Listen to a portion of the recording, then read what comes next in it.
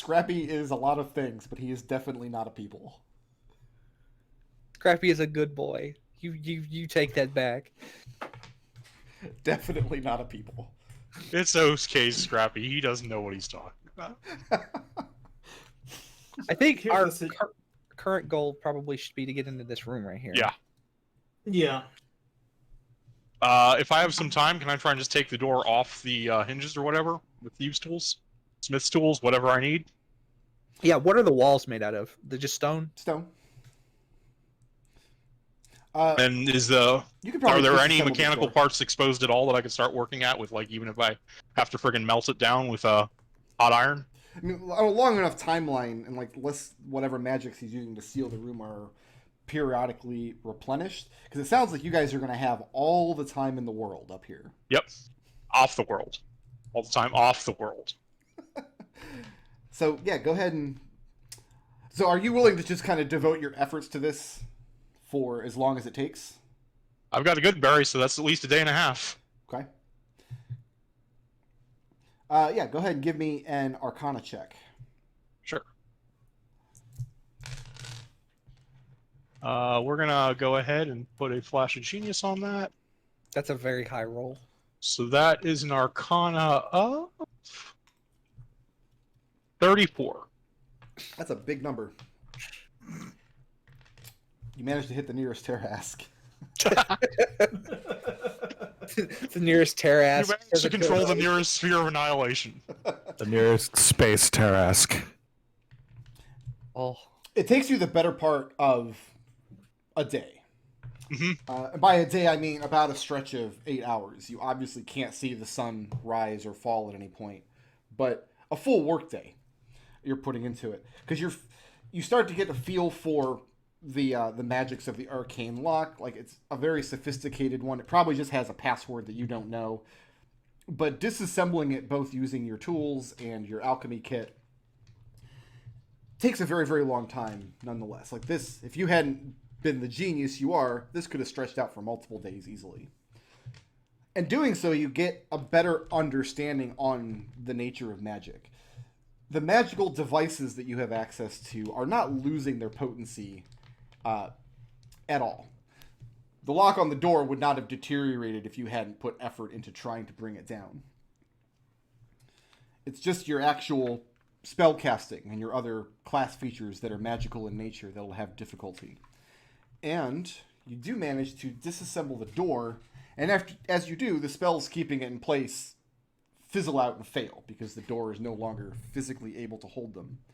And at that point, it's just a matter of, it's not even locked. At that point, it's just a matter of kind of pulling it off its hinges and setting it aside. Oh no, it just floats randomly through the room, slowly spinning. Lucius climbs on top of it with his cowboy hat. Sure, absolutely.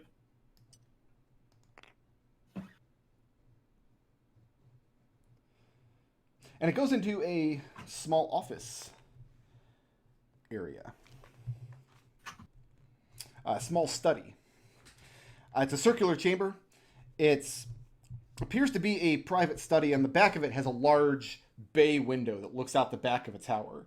And I mean, you just have a spectacular view of the night sky out of the window as the world goes drifting by. So at this point, you could actually watch the world float by one of the towers and, moving clockwise around the second floor, follow it as it passes the other two windows and then comes back around. And it's mesmerizing.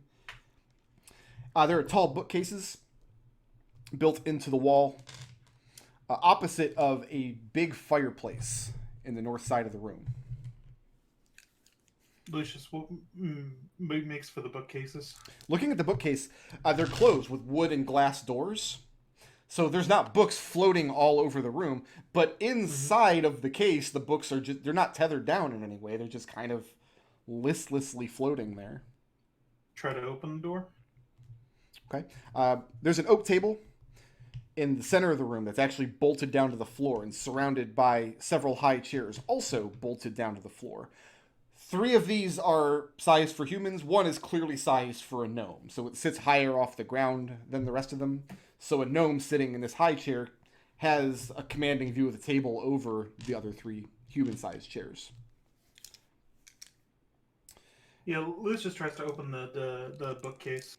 Okay, and there's just a little hook latch on one side, and you just open it up and pull the glass doors open, and there's just a small library of books floating around. Pull one out. Try and Okay, start thumbing through it. and it is Hero's Feast, mimic. a cookbook. No, Cookbook. it is. It's called Hero's Feast, a cookbook. And kind of glancing through this book and thumbing through some of the others, you get the same sense as the books you looked through previously. Like it's not like it's kind of a valueless collection. It's not a set of particularly expensive books or completely useful books. It's just like a hodgepodge of general interests. The only difference seems to be that this must be his personal collection rather than the bulk of what he stole from Tylesnus Apt. Yeah, Lucius closes the case back up. Okay. Stares at Alexander for a bit and says, "All right. Doesn't appear to have moved the world here. What do we do?" Speaking of move the world, Alex is just, now that he has a better view, just staring here entranced, trying to start to wrap his head around exactly what's happening. So, Alex, looking down, there really aren't maps of the world on Trennis like you'd be accustomed to seeing. Just because there'd be no reason to map out all of it. You'd have, like, individual maps of, like, various parts of the coastline or something. But in the time that you've been here, you've become accustomed to looking down and seeing, like, the entirety of the ocean. With Tetluteus on one side, and the deserts of Rhamneas on the other, and the vast ocean in between, and the weather patterns moving above them. But looking is the down planet... now, Okay. instead of seeing the ocean, the world has tilted and turned, and now you're just seeing the vast mountain ranges stretching away to what would be the far east of Dunfoss. Mountains that, from this height, the land no longer looks green, but just takes on the colors of brown and black and gray stone. It just looks like a wall texture. The whole planet covered in it. So I'm going to pull out my Chartographer's kit, Okay. and I'm going to start taking reference points of stars and other things that I assume to be somewhat fixed in the sky, and try and figure out if the planet's rotating under us or if we're rotating around the planet. This is going to be a task that's definitely inside of your wheelhouse, but it's going to be something that's going to have to be accomplished over a matter of days, probably. Yeah, now Alex will get started on that. There's basically like the crazy post-it notes with all the strings between them on this window pretty quickly, as Alice pulls out a parchment and a bit of gum arabic and starts making notes across positions of various things.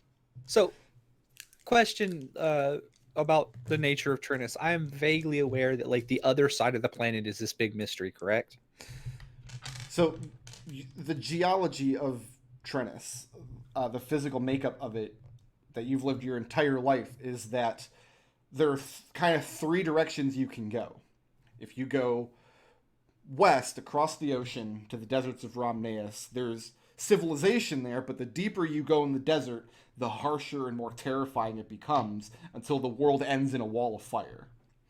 Where you live, Dunfoss is on a continent called Tetluteus, and the further east you travel, the more difficult it becomes. The terrain gets more and more rugged, and then gives way to mountains.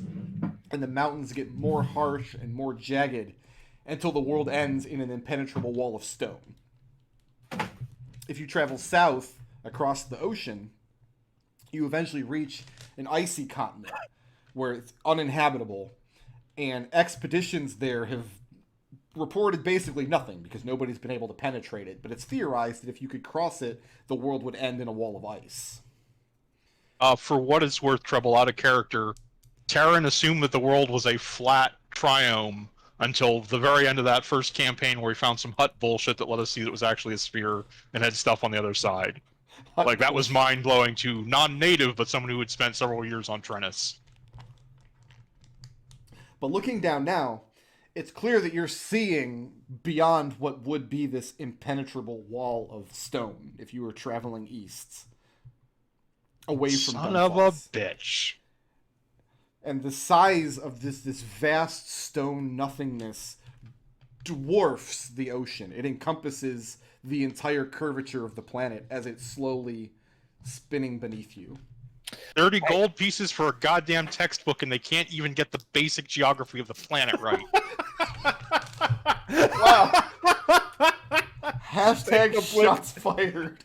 Just take the blip now. Oh my god.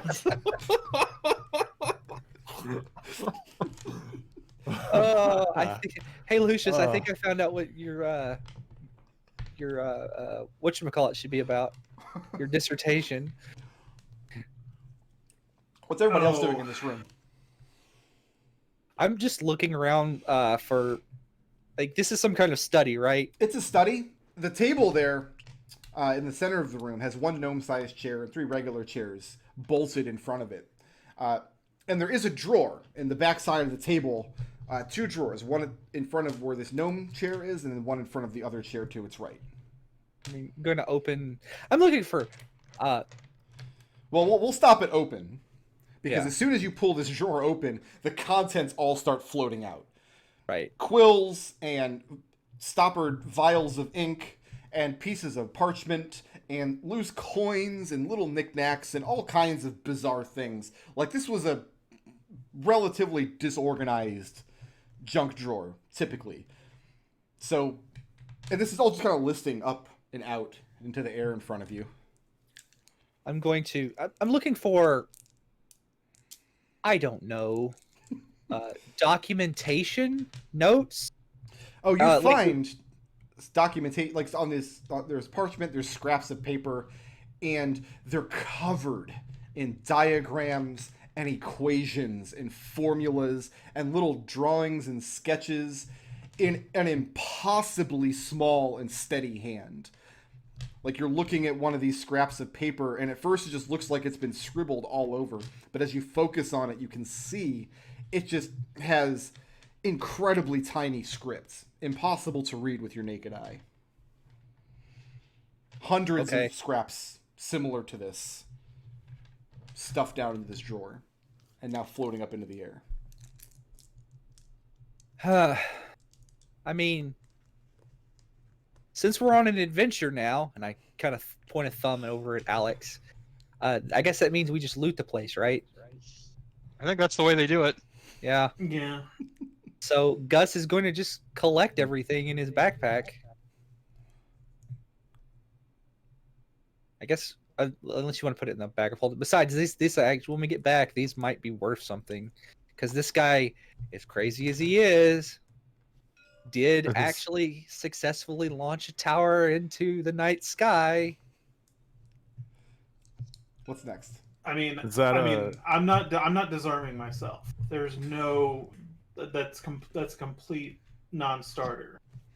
Connor, that's a It's fireplace. And I mean, looking at it, I mean, Yeah. right? I mean, looking at it, it looks empty, right? Yeah. But there's soot and things like coating the back wall. There is next to it, there's a little tube where like there's a poker and things designed in such a way that they're latched down. So you'd have to undo a little latch to remove the poker out of this tube. And Gotcha.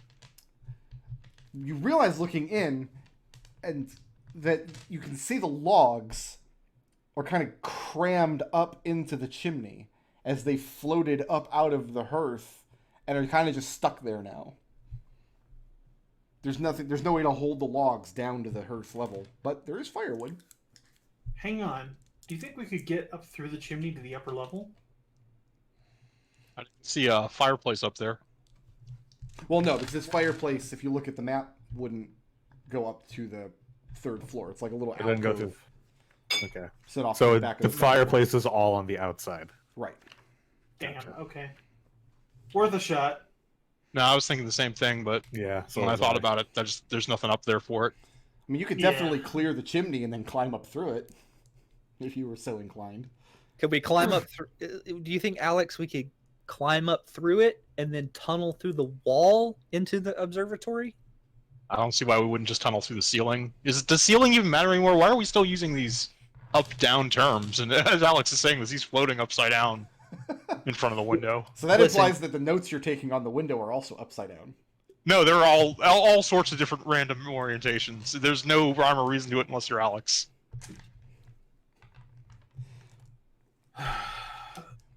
Like, he's being completely unreasonable.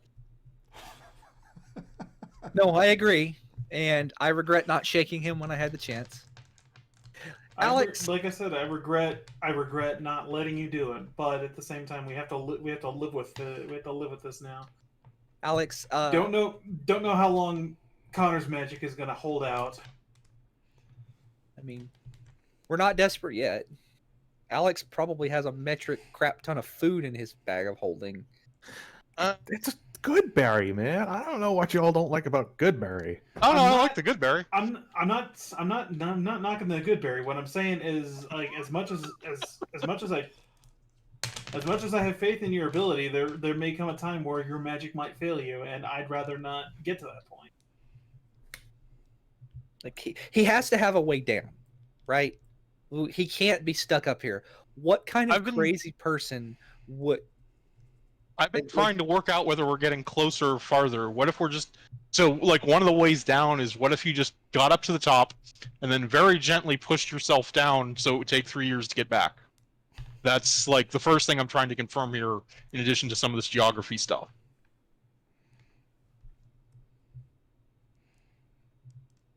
Well, do we just want to let Alex do maths? Well, the rest. Oh, I'm all for exploring the chimney, though. I mean, you can only spend so much time inside your own head in a day. Don't have a workshop here. It's kind of... It's weird. All I got to say is, Alex, is like I am very quickly coming to a dislike of not deep gnomes. Every gnome we've met has been incredibly unreasonable. They're kind of a mixed bag. I think they're about 50-50, personally. Most deep gnomes are actually deeply paranoid, in my experience. Well, And yeah, Alex will start... I mean, he's easily small enough, I think, to fit in this, right? Oh, it only takes a few minutes to pull the 3 or 4 logs and then the smaller bits of firewood that were placed in there. And nothing to see. You're just looking up through the chimney at the blackness. I'll go ahead and extend a probe until I think I find the air shield. Make sure there's actually one here where I think it is. Yeah, you just float up the chimney and you find... towards the top of the chimney, you find the same little curtain of air that kind of permeates the top of it. So yeah, you can leave through the chimney, but you will be leaving the protective field of the tower doing so. I mean, I have some ideas. They're not very useful. Wonder how long we could survive out there. I'm keen on not finding out. How long can you hold your breath? So I'm Is pretty sure there- it's... Have we Here's still- my theory currently. It's not that it's cold, it's that there's no air to hold heat to you.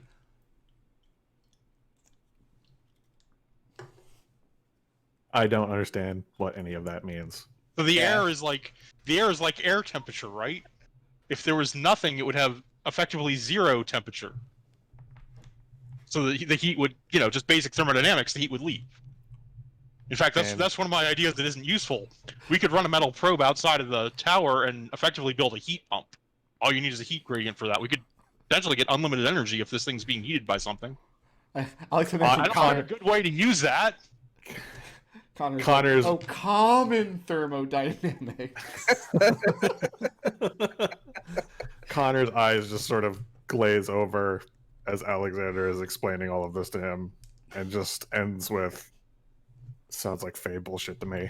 About halfway through the discussion, Gus floats over and says, "What kind of books are over here, Lucius?" Just general stuff. Nothing really of consequence. There's cookbook. All right. Well, I've got one thought. I'm gonna keep doing my math, and it's honestly kind of relaxing to watch the planet float by. If everyone else wants to just turn the place upside down and spend a day or two just looking at every nook and cranny, I'll give you my thieves' tools. You can probe things. You can knock on things for secret compartments. I mean, if we've got 3 years, we can make sure there's nothing in here that we could use. Is that agreeable to everyone? Oh, I guess I'm not. Okay. I'm not throwing away my magic weapon into space. I figured No. I figured I'm- you'd be the one who might be willing to do that. He said he needed 5 people. I still don't get why Scrappy would be included in the throw into the stars. Well, it's. Scrappy doesn't need to breathe, though. We could just have him hold onto the tower from the outside. Oh, that's actually an idea. We stash Scrappy on the outside of the tower, hold with all of our weapons and stuff. I mean, the actual idea I have is maybe if we can get a long, good night's sleep and I can mix up some regions, if that actually works, I could give Scrappy a spider climb and he could take a look on the outside of the tower. But again, I think right now I'm just going to figure out if I can determine where we are and how we're moving. There's a lot of different moving objects, or maybe some of them aren't moving and we just see them as moving because we're moving in relation. I feel like Here's the problem with that plan, though, is he's going to assume that we have caused some kind of deception on our part. We suddenly show, oh, we don't have weapons anymore. Surprise! Oh, that's even better. So put the bag, strap the bag to Scrappy, put all our stuff in the bag, and have Scrappy hold on to the outside of the tower. That's what I said. Yeah, but at the same time, like I said, he's not going to believe that. So you know what? I He feel might like, after a few days. I feel like we're overthinking this. Does he know we have a bag of holding? Well, he wants to watch us throw our weapons out, and he's seen your hammer and my gun. I have another hammer. And I could literally... You know what? I can... If we have 3 years, I can build another gun. Right. Well, I literally can summon my hammer from anywhere on this plane of existence. I forgot about that. Although, that does count as a magic class feature. Yeah. You would have to pass an intelligence check to do that. So are we taking the next day or so and just kind of scouring the tower while Alex continues to do his... It's fine with me. We could read the books and just make sure there's nothing of use in them. So going through the books, How to space. because Alex has directed you, you have access to 2 rooms in this tower, or 3 rooms, because you have the downstairs room as well. And going through the books, as you're leafing through some of them, one of them you find, Lucius, is an old Tylesnus Apt dissertation about what exists beyond the sky. It's extremely old, and it's written entirely in Gnomish. But going Can't read through any it, of this. you find a loose sheaf of paper that's been folded in half, and it's used to kind of bookmark a particular page. The page in there is an old diagram that kind of shows celestial bodies in motion. And the scrap of paper you find is a checklist, an itinerary, labeled 7 Steps to Success. It's written in Gnomish, but over the course of the day, I mean, you can pass this off to Alex and he can translate for you. Yeah. 7 Steps to Success. The first 4 are crossed out, and the final 3 are not. The steps are in order: test rockets, separate Hambar from the Foundation, set correct coordinates, set countdown timer for 180 minutes, and then the 3 that are not yet crossed out are evacuate underlevel, tie self to command chair, and blast off. Rock it? Saying this is all made of stone? It's it's an ancient Gnomish word that roughly translates to fiery tube pointed in one direction. Sure. I Like an archaic Gnomish word for gun. going to It's like shake. a gun, but you're the bullet. That's terrible. I don't like it. You also, going through the books in this room, in the case, you come across a book, again, labeled in Gnomish, Stonkmeyer's Spells O' Plenty, and this is the man's spell book. Going through it, it has all kinds of wizard spells, including a lot of diagrams for constructing magical devices, some of which you've seen in this tower. The most impressive of which are a means to seal off a room using a wall of ice that can be regenerated once every 12 hours. And what you determine over the course of kind of looking through it, the schematic for creating an impenetrable protective shield of air wrapped around a location. And that seems to be exactly what's happened here. He's been working at Shame this we don't for need a wizards while. anymore. Yeah. Lucius, you want to loot that for rituals, though? I mean, yeah. If there's any rituals in there, I don't really have the materials to copy it over to my own. I got you book, covered. but- Okay. So if We- hearing that means that they can only regenerate it once every 12 hours. Meaning that I think the idea of having Scrappy tirelessly chip at the ice for a while might be a good solution. We chip at the ice, right? And when they come down to regenerate it, then we We just break it all- again. We've got we 11 and a half yeah, hours left. we've got 11 and a half hours, and then if say me and Connor work at it with Scrappy, we could probably get through a lot faster than just Scrappy by itself. So this is I mean, going to my depend concern- on whether Scrappy's stat block says he's immune to exhaustion or not. Let's take a look at what the construct features say. Give me a second. Well, he needs to be specifically immune to the exhaustion condition. Yeah, I think what I'm saying. I think there's a section that says construct this, this, and this. But let me look. Going over the other two rooms of the tower, you guys don't discover anything you hadn't already, but you managed to itemize the few books that were remaining in the bottom two floors, a small quantity of the firewood, the inventory of the two drawers, one of which was his junk drawer, and the other one, opening it up, is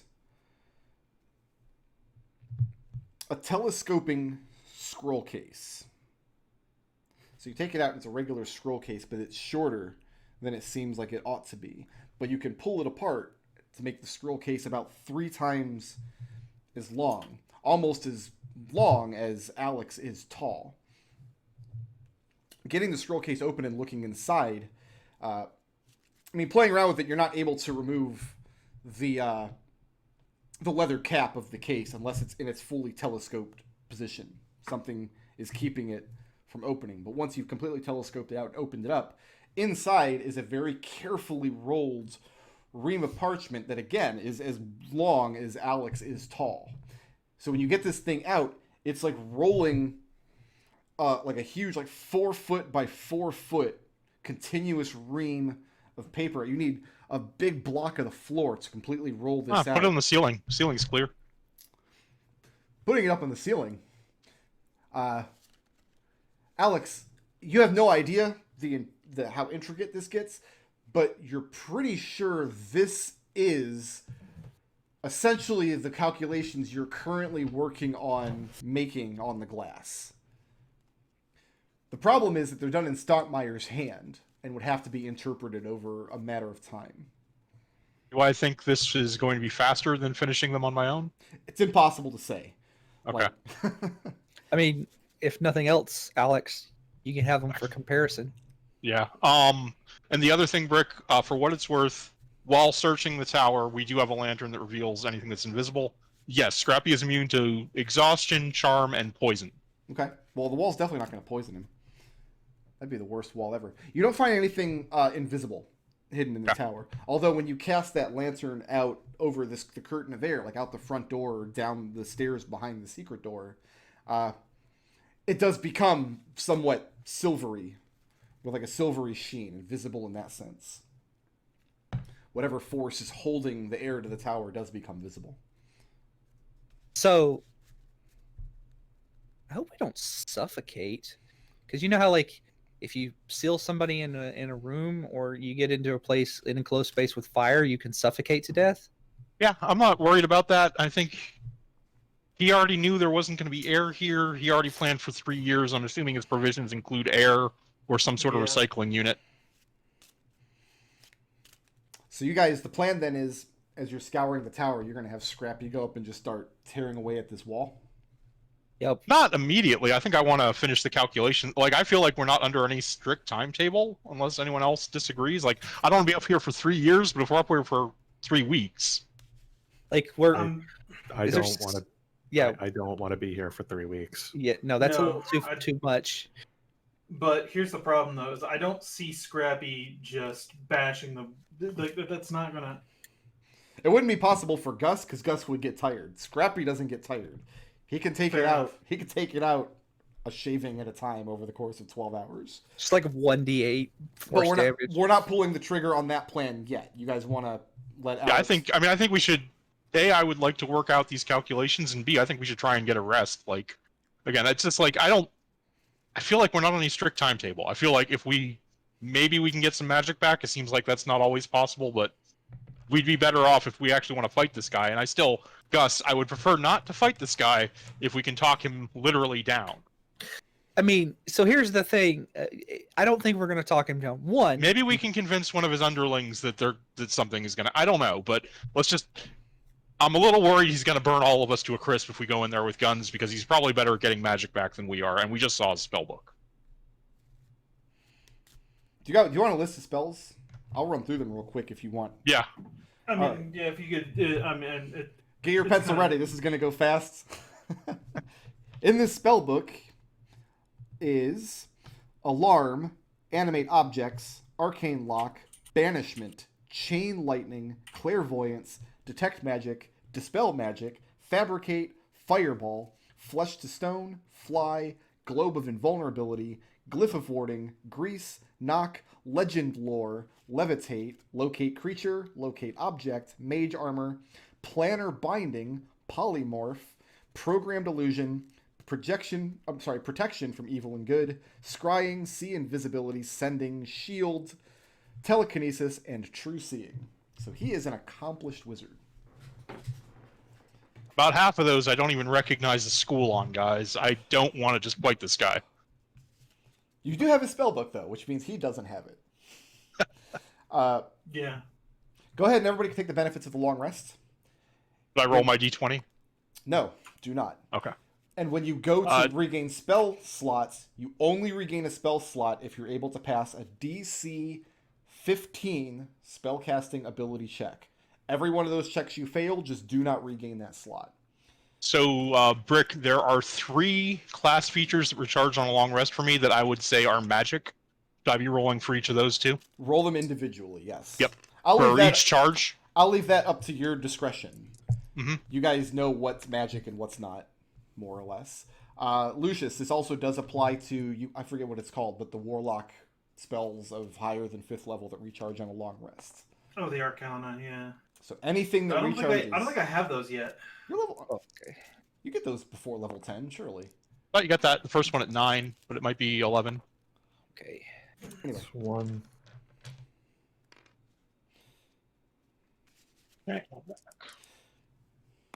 so Alex, this wouldn't apply to like Artificer Yeah. objects that you've already made, like your boots and your bag, but it would apply to things that you're trying to make while aboard this vessel. Okay, so I got 1 Flash of Genius back. Yeah, the Arcana doesn't happen until 11th level. Oh, okay. All right, I And got 2 Arcane Jolts. Got all those. And then each of my spells. God. There's a This is my payback for a group that, like, we're all gonna make like full casters this campaign. I am a 1/3 Does- caster. Is this also affected? Does this also affected with my meta magic feat?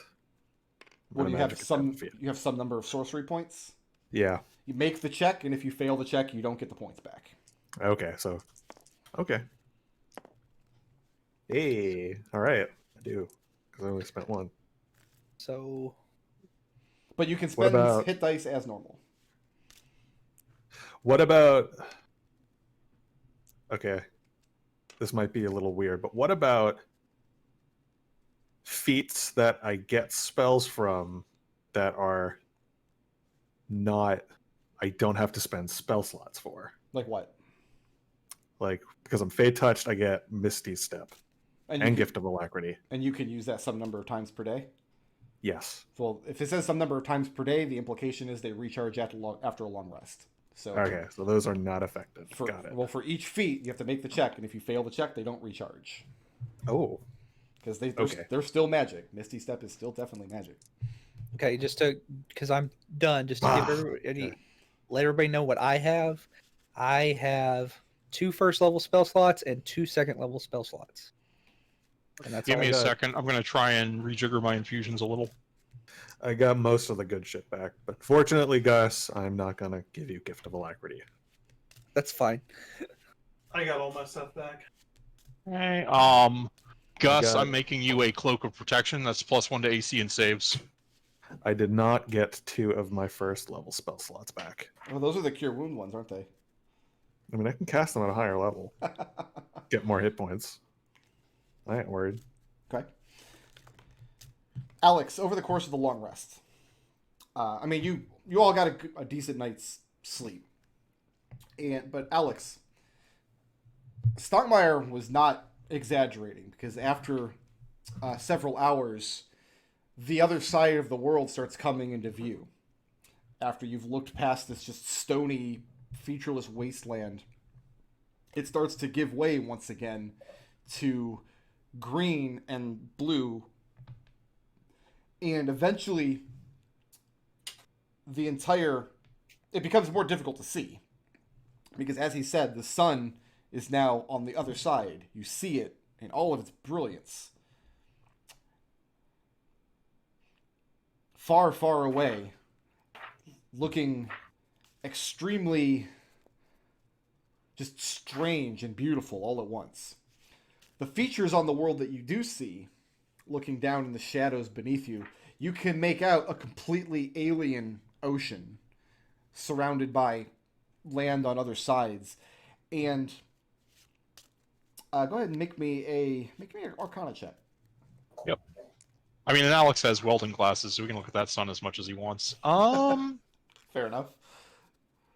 I'm going to go ahead and flip that, actually. Blip an Arcana check.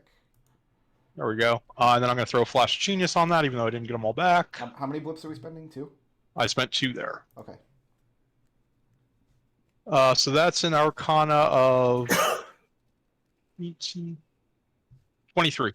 So you guys, during the rest, Alex is watching through the window, and it's difficult to make out features on the world at this point because the wrong side of the planet is being illuminated.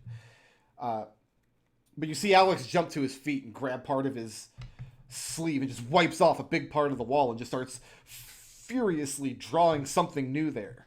And Alex, the discovery that you've made is you're now envisioning the world as a sphere, and one small area on one side of the sphere is the area around the ocean that you know. The entirety of civilization around those continents. What you're looking at now is the opposite side of the sphere, where there's another completely separate and unknowable livable space, where the stone wall is to the west instead of the east. And you imagine watching it for another few hours, you'll see the desert come into view on the other side. And you're kind of alarmed because you're watching a thing that you know nobody has ever seen before. This is an astounding discovery of science. Mirror Trennis. Like, just a land full of evil doppelgangers. I don't know, but I think that's a good name for it. Everybody has a beard. The other thing that hits you got what, a 23 on that roll? Yeah. You're a deep gnome. Your people don't live on the surface. You can only see the surface of the world, and you're getting a sense at this small kind of curved triangular space on the surface of this sphere that all civilization you've ever heard of lives in, but you're also aware that beneath that is the depths of the planet, and where the deep gnomes and the drow and the illithids and more dark and terrible things live. There is more surface area to this world than you ever thought possible, and the idea of the volume of it being filled with those terrors is staggering. So, Alex, what are the chances that anybody believes, any of this? Well, did you ever hear about that dissertation we just read that someone wrote about this a long time ago? So looking through that, the one that Lucius discovered, Yeah. it's all theory. It's not, none of it's practical science. It's just theory based predominantly on expeditions into the Tetluteus mountains that either never returned or returned with just bizarre, fantastical stories of people who have seen this impenetrable wall of stone. But the theory seems to match what you're actually looking at.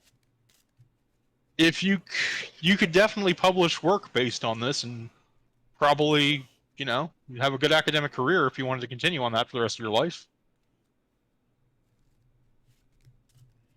I still think this would make a good topic for Lucius's dissertation. I went through this guy's entire spell book. There's one ritual, and that's alarm. And I'm taking it, damn it. Well done. This is out of spite right here. So we've been up here for what, like a day? I'm trying to work out if I can figure out how long we've been up here by the planet, by the... You can see where the line of the sun hitting the planet is moving. I think I might be able to get a really accurate read of time if I could follow that. It's like a terminus line on a moon. Why does he Yeah, need probably 3 a day years? and a half at this point. Why does he need 3 years up here? Like, I don't know. Like, they stole those Maybe they're not books, going right? somewhere else. So, what exactly did they steal, Lucius? Was it all books? It was predominantly books, yes. Yeah. Are they... And...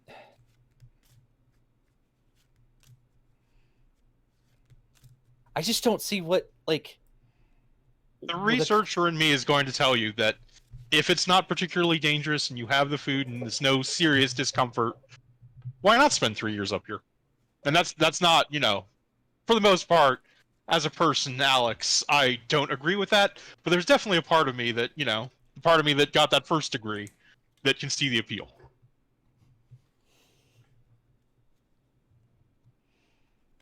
Why up here? I don't. This is like this is the most extreme I've ever come across. Are all people in your wacky shat guild like this, Lucius? As you're having this conversation towards the end of the rest, as you guys get some sleep and spend your hit dice and replenish your charges, and Gus is having this exasperated moment, you hear the dull knocking sound again out from the second floor of the tower. Somebody banging on their side of the wall of ice. Uh-huh. I mean, we'll get to it after the rest. Well, we're at the end of the rest now. This is okay. The rest. Yeah, Lucius will step out and investigate. I've been keeping Scrappy on watch there, so. Okay. Gus, trust me when I say the Feywild is worse. Lucius stepping out. One of the two women.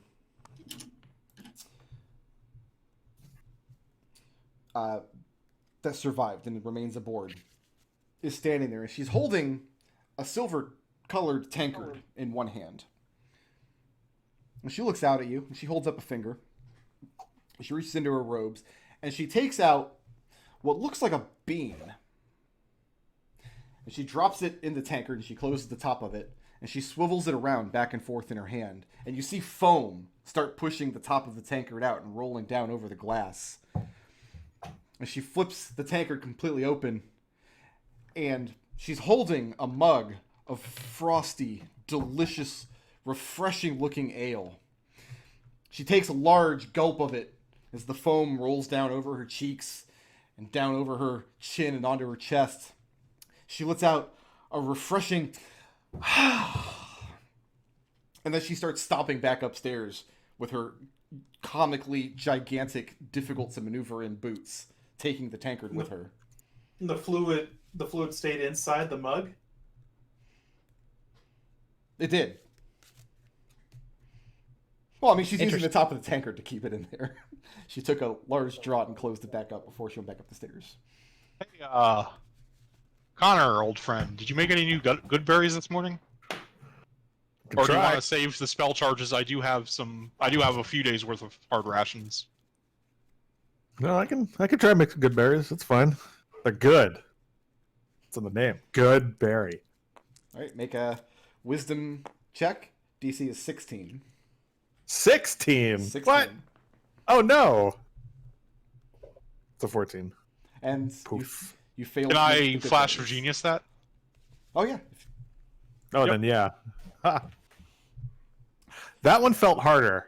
What's bizarre is that you've never needed Alex's help to cast a spell before. Yeah. So Yeah, you make a handful of okay berries. No, good It berries. felt harder. Yeah. Like, it was difficult yesterday, and now it feels a little more difficult. Uh, Like, Yeah. the cosmic DC of everything has gone up by 1. Just the okay, so background revising my radiation. thoughts on we can stay up here for however many weeks. Maybe we should take that ice wall down today. We didn't find anything like scouring the tower, right? Nothing particularly useful. We found a couple of secret compartments where there were more just like general like tools and things. But no, nothing particularly useful. You found several more coils of rope, a couple more robes, some pairs of just standard boots. How far did I get through my calculations on relative motions of astral bodies? I mean, it's going to take another couple of days' work to start scratching the surface of it. But No, bandit. the big part is Sorry. you have to actually watch the motion Yeah, of the yeah. world, and it can't go faster than that. Are we setting Scrappy to work today? What do you think, guys? We want to do this I'm- plan. Feels like we might want to do it sooner rather than later. Yep. I wanted to start it yesterday. Agreed. So you're setting Scrappy to work. The idea is he's going to tear through the ice wall over the course of some manner of hours. Yeah. And are we supervising this or going back to working on the calculations while Scrappy I'll works? supervise. Gus is supervising here? I'm just in the next room. Okay. Gus, Yep. you're visited twice by the acolytes from upstairs. Once, the first time, the half-elf man steps down. Just kind of watches for a moment quizzically, and then kind of disappears back up the stairs. And then a few moments later, he comes down with the woman you saw earlier who had the mug of ale. And they watch for a few minutes. Make an insight check. Lucius, you can make this check too if you're down here. I'm here, yeah. Connor's down here too. Can he make it? Oh, yes, you can. My new housemate's dog is very interested in playing ball with me right now. I'm sorry. What dog is not interested in playing ball? Insight, that is a 7. That is a Allison, 24. Connor, Hmm. watching, you think you see that the woman looks nervous, watching this tireless metal badger scraping. Essentially, he has 2 giant paws made of ice picks, just tearing apart this wall. You think she's starting to look nervous. And then they disappear back up the stairs. A little while I think after that, go ahead. Connor leans over to Gus and says, I think she's nervous. Yep. A little while after that, the half-elf returns, alone this time. And he puts his hands around the side of his mouth, cups around the side of his mouth. So when he shouts, you can hear his dull voice through the ice wall. And he shouts out at you, "The commander would like to remind you that he has a magic button. And, it has a lid over it so that it cannot be pushed accidentally. And the front of the lid has a keyhole that must be turned so the lid can be opened. And I've been sent to tell you that the key has been turned and the lid has been opened. And he looks up the stairs, and the palm of his hand rests a mere inch, perhaps two, above the button. He looks fairly terrified. Gus looks at Connor and like, is this guy like? He says, "What do you think I think they're bluffing." Yeah, Lucius is a very much of a mind to call his bluff. Gus grins widely at Lucius and waggles his eyebrows and says, "Double or nothing." Lucius pulls a pack of cards out of his hands and flips 5 cards floating into the air. Connor says, or I guess Connor shouts so he can be heard through the ice wall. Well, you should probably stop him then before he kills you. Ruins his mission. And the man watches. He's watching Scrappy more than anything. And when he very well, and then he backs up the stairs.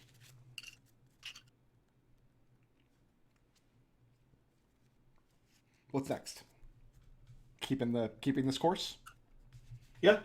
Okay. Calling his bluff. Lucius is all for calling his bluff. What happened to the door that you took off the hinges leading into the study? Probably still floating in the room somewhere. You just kind It's of probably at this point collected into a corner. You just left it free floating? Yeah. So Lucius, Connor, and Gus are out in the main room, yes? Mm-hmm. Yeah. I need Lucius, Connor, and Gus to make... I'm going to call this a strength saving throw. Scrappy's going to need to make this too. Yeah, I find it weird. I am proficient in strength saving throws because my strength That's a saving 10. is just bad. A 10? 14. Yeah. 14? Scrappy gets a 13. 14. For Connor. So Scrappy got a 14, Connor got a 13, Lucius got what? 10. And Gus got 14. 14. Lucius, bad things are happening to you. Oh? Yes. Sorry to say.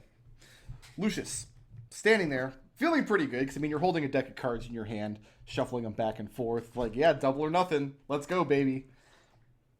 And then you hear from behind you what sounds like something landing in, maybe like a pile of ash or a pile of sand, like a poofing sound. And looking back, you see a kind of a cloud of dust in one of the sections of stone wall in between the bookcases behind you, accumulating in the air. And you watch, kind of in horror, as the stone behind you, one stone making up the wall, just slides out. And then everything starts getting sucked toward that side of the tower. Scrappy and Gus and Connor manage to grab hold of something nearby, a chair, a banister. Lucius, let's go ahead and apply some damage to you. 3 points of bludgeoning damage. Ow. As you crash into something, you're expecting to crash into one of the bookshelves or the thin part of the stone wall. What you've crashed into is the loose door of the room. Some incredible force is pulling air out of this tower. Incredible speeds. The loose door crashes into the wall, and you crash into that door. And the door that you're on, you hear groaning and cracking sounds. As this ferocious wind whips around you and around the outside of the door and out of the tower. Scrappy manages to hold his ground. Connor and Gus do as well. Alex, you feel the force of this happening across the tower in the room that you're in. But you don't need to make any special saving throw to be able to grab onto something. And Gus, at the base of the stairs, after a few seconds of this, as you see Lucius is scrabbling against the door up against the wall, you see Stonkmeyer. He doesn't come all the way down the stairs. You see his boots, and then he peers down. So he's stooping down. So you just see his stupid, furry face peering out. just sneering at you.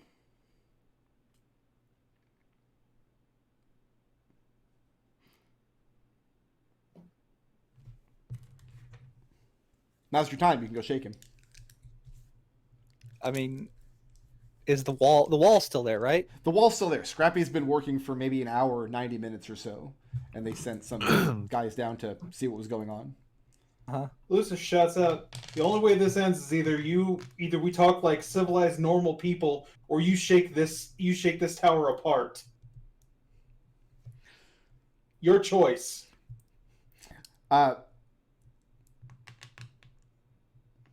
So Lucius is back here up against back here up against the wall. Yeah. Stockmeyer looks down at Gus, and he doesn't have a good line of sight on Connor, so he doesn't see Connor there. And Gus, you're grabbing onto the bottom banister of the tower, and he says, "So say you all?"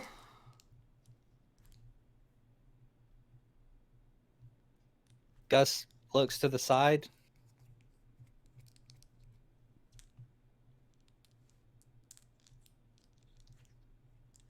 At Connor. How worried is Connor? Connor, it feels like you're caught in a windstorm. Connor is... I guess Connor, the best way to describe Connor's expression is just defeated. And then what about... kind of exasperated and sad and angry. He's having a lot of feels. Like a lot of feels. running the whole gamut of My Little Ponies over there. What about Alex in the next room? Alex is just scrambling to make sure that his notes don't get destroyed by the sudden change in pressure. Oh, I mean, every loose piece of parchment in this room is being swept out the door and out into the main room. Well, he had most of them secured with like gum arabic or some tacks. That's fine. But and okay. So some of that is secure, but yeah. the pressure is such that some of it's coming undone. Yeah. Alex will fly his way over here. Did we break a wall? Did we lose an air shield? And then suddenly, Lucius, the force holding this door as it's cracking and groaning, you hear a splintering sound. And then you are let loose. The wind dies down. There's no more sound of rushing air. The door comes loose from the wall. And it's just this open black square where once there was a stone making up the side of this tower. And you're looking through it. Lucius settles down onto the ground. Stares at Stockmeyer. Stockmeyer looks back out and he says, "By my calculations, I've just had 80 to 90% of the breathable air sucked out of the bottom floors of the tower. I suggest you all take turns." And then his face disappears and he stomps back the rest of the way up to the top floor.